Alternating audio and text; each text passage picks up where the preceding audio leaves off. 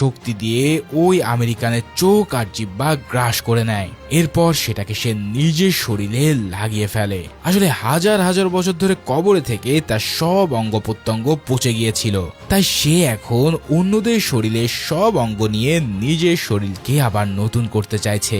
ঠিক এভাবেই যখন সে সবাইকে আক্রমণ করছিল, তখন ঘটনাচক্রে অ্যাভেলিন তার সামনে পড়ে যায়। ঠিক এই মুহূর্তে ইমহোতেপ অ্যাভেলিনের দিকে অবাক দৃষ্টিতে তাকিয়ে থাকে, আর তার চোখে একটা অদ্ভুত আলো জ্বলে ওঠে। আসলে সে এখানে অ্যাভেলিনকে মনে করছিল তার হারিয়ে যাওয়া প্রেমিকা আংসুনামুনকে।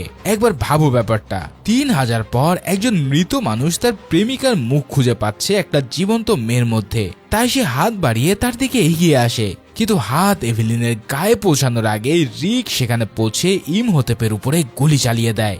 আর এরপর এভেলিনকে নিয়ে সে কোনো রকম বেরিয়ে আসে। তবে বাইরে বের হতেই তারা